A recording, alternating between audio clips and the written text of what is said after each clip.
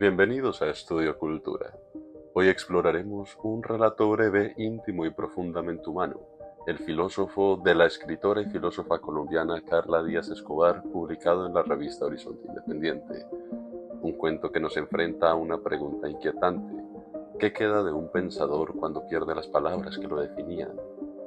En esta reseña vamos a recorrer tres apartados. Primero, la historia central del relato. Segundo, un análisis literario de su estilo y contexto. Y finalmente, veremos una reflexión sobre lo que significa esta obra para quienes amamos la filosofía y la literatura. Cabe decir que por lo menos el primer apartado sobre la historia central puede contener spoilers del tema, por tanto recomendamos que para quienes no hayan leído o escuchado nuestro audiocuento, lo puedan encontrar en nuestra plataforma de Patreon o haberlo leído directamente en la página de la revista Horizonte Independiente. Si disfrutan de este tipo de contenidos y quieren apoyar al proyecto de Estudio Cultura, los invito a suscribirse al canal, darle like a este video y compartirlo con quienes también busquen un espacio de reflexión y de literatura. Y si desean acceder a material exclusivo como audiolibros, reseñas extendidas y más contenidos culturales, pueden unirse a nuestra comunidad en Patreon. Su apoyo nos permite seguir construyendo juntos este espacio de pensamiento, cultura y filosofía.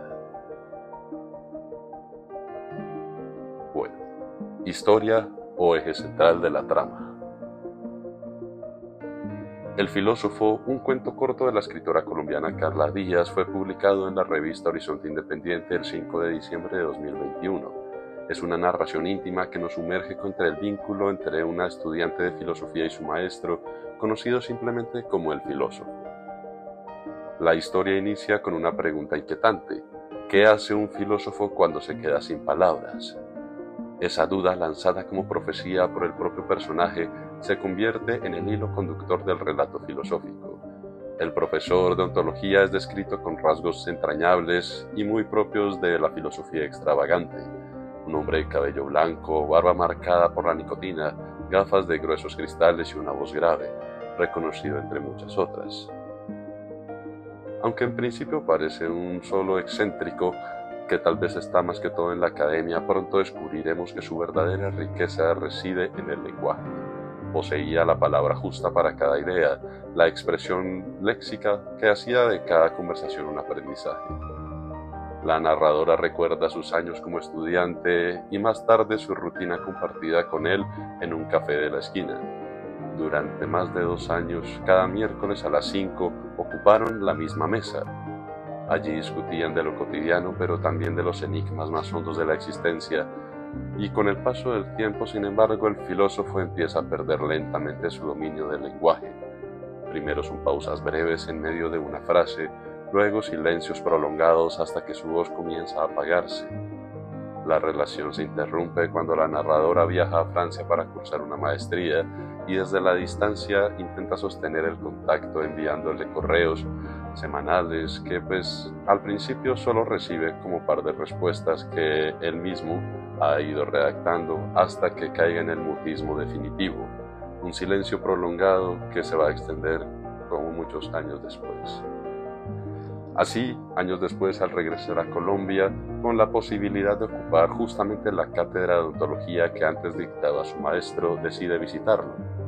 Lo encuentra transformado en un fantasma de sí mismo, reducido a monosílabos, incapaz de nombrar el mundo. Esa visita confirma que su vieja sentencia había sido cierta: un filósofo sin palabras deja de existir. El relato culmina con un gesto de continuidad. La narradora, ahora profesora, asume el aula del primer semestre y repite ante sus alumnos la misma pregunta que su maestro le había lanzado muchos años atrás. Con ello, el cuento cierra un círculo, mostrando que el pensamiento filosófico trasciende a la persona concreta, pero también dejando flotando en el aire la angustia de la desesperación. 2. Análisis literario. El análisis literario, el filósofo, se inscribe en el género de un cuento breve contemporáneo, con un tono, como había mencionado anteriormente, intimista y melancólico, y con eso su fuerza no reside en giros sorpresivos ni con argumentos complejos, sino en una evocación de un vínculo humano y en la reflexión que lo atraviesa. Carla Díaz Escobar, la filósofa de la Universidad del Bosque, Se apoya en un estilo sobrio y narrativo, sin artificios innecesarios. La prosa fluye con naturalidad, alternando la descripción del maestro con las emociones de la narradora. La voz narrativa en primera persona refuerza la sensación de memoria, como si el cuento fuese un testimonio escrito de la nostalgia y la conciencia del paso del tiempo. El cuento fue publicado en la revista Horizonte Independiente, que es una revista dedicada a la filosofía y a las humanidades, lo cual no es un detalle menor. Aquí el relato no solo cumple la función literaria, sino también filosófica. Es una pieza que dialoga con las preguntas existenciales propias de la disciplina, y así la trama, el desgaste del lenguaje de un pensador puede leerse como una metáfora de la fragilidad del saber y de la dependencia que la filosofía tiene con el acto mismo de decir. El filósofo de la historia encarna de algún modo una paradoja. Es la figura del maestro sabio que, sin embargo, revela su identidad y que depende de una herramienta tan frágil como la palabra. El estilo de Carla Díaz evita sentimentalismos fáciles. No busca la lágrima inmediata, sino que constituye un ambiente de lenta descomposición. Los silencios que se introducen en el habla del personaje son, de hecho, el verdadero clímax de este relato. 3. Reflexión. La pregunta inicial del cuento, ¿qué hace un filósofo cuando se queda sin palabras?, resuena más allá de la ficción. No se trata únicamente de la pérdida cognitiva o de la vejez de un profesor, sino de un interrogante más hondo. ¿Hasta qué punto nuestra identidad depende del lenguaje? ¿Qué queda de nosotros cuando ya no podemos nombrar el mundo? En el relato las palabras no son simples instrumentos, sino que son el ser mismo del filósofo. Sin ellas su existencia se desdibuja, pero la narradora muestra que hay algo que permanece, la huella que dejan las conversaciones, las enseñanzas compartidas y la continuidad en otros. En cierto modo el filósofo sigue existiendo en la medida en que sus alumnos retoman sus preguntas, las reformulan y las van a transmitir a nuevas generaciones. Y es por esto que la historia también invita a reflexionar sobre el lugar del maestro en la vida del estudiante.